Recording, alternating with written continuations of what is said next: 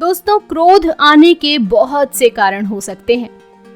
अलग अलग लोगों के अलग अलग विचार हो सकते हैं। जो व्यक्ति क्रोध को जैसा अनुभव करेगा वह उस प्रकार से आपको बताएगा।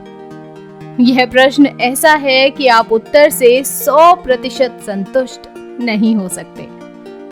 जब आपको क्रोध आता है तो आपको विभिन्न विचार मन में आएंगे कि मैं इस वजह से क्रोधित होता हूँ, मैं उस वजह से क्रोधित होता हूँ। बहुत से लोग क्रोध को अवगुण मानते हैं और ये सच भी है, क्योंकि अत्यधिक क्रोधित होना एक अवगुण ही होता है।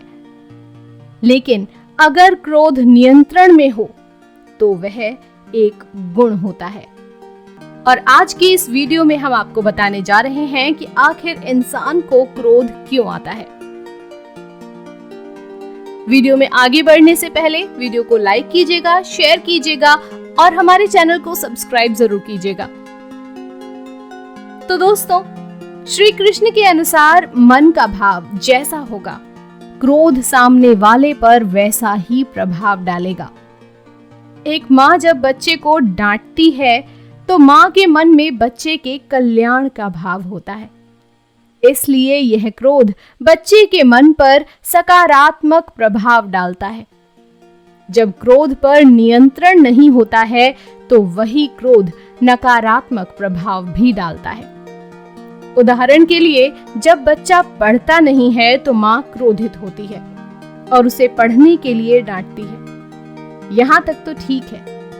जब क्रोध अनियंत्रित हो जाता है तो माँ बच्चे को मारने लगती है। यहाँ पर क्रोध नकारात्मक प्रभाव डालता है। हमारा मानना है कि नकारात्मक क्रोध और सकारात्मक क्रोध में बड़ा ही बारीक सा अंतर होता है, जिसे समझना बड़ा ही मुश्किल है। तो दोस्तों, इंसान को आखिर क्रोध क्यों आता है?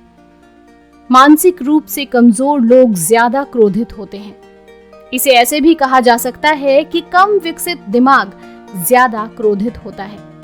जब हमारे विचारों के अनुरूप कोई व्यक्ति कार्य नहीं करता या कोई कार्य होता नहीं है, तब हम क्रोधित हो जाते हैं। अब इसे एक उदाहरण से समझते हैं। ज्यादातर कम उम्र के बच्चे जिद्दी और क्रोधी होते हैं, क्योंकि उनका दिमाग उस उम्र में कम विकसित होता है।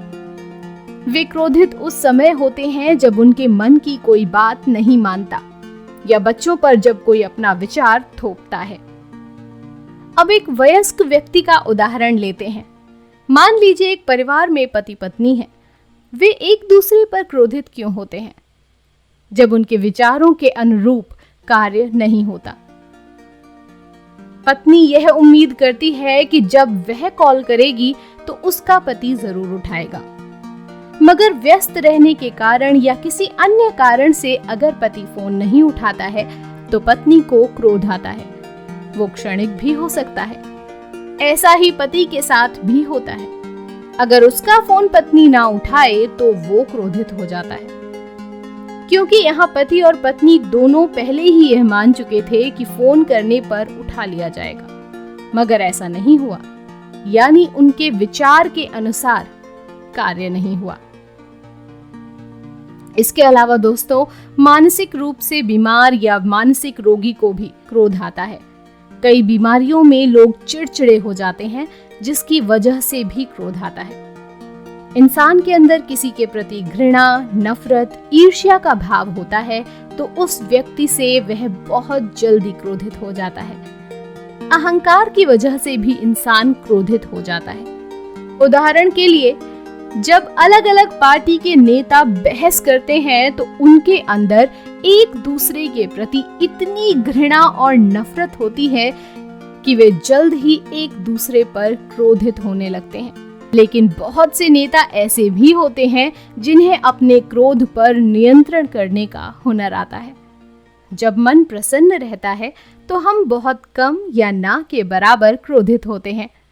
जब मन अप्रसन्न रहता है तो बिना वजह ही क्रोधित हो जाते हैं। इसलिए कहा जा सकता है कि मन की अप्रसन्नता के कारण भी क्रोध आता है। मन अप्रसन्न होता है तो किसी के अच्छी बात पर भी क्रोधित हो जाते हैं। और दोस्तों, कई बार लोग अपना रौब दिखाने के लिए या किसी साथी या आसपास के लोगों को प्रभावित करने के लिए भी क्रोध करते हैं। इसमें अक्सर ताकतवर व्यक्ति कमजोर व्यक्ति पर क्रोधित होता है।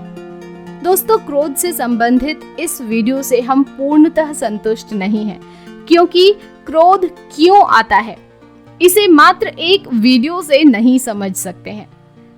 लेकिन इसके बारे में पढ़ने या सुनने के बाद क्रोध के बारे में आपको कुछ अलग और कुछ ज्यादा पता होगा। तो आप क्रोध पर अपने कोई भी विचार हो तो कमेंट बॉक्स में हमें जरूर लिखकर बताइए।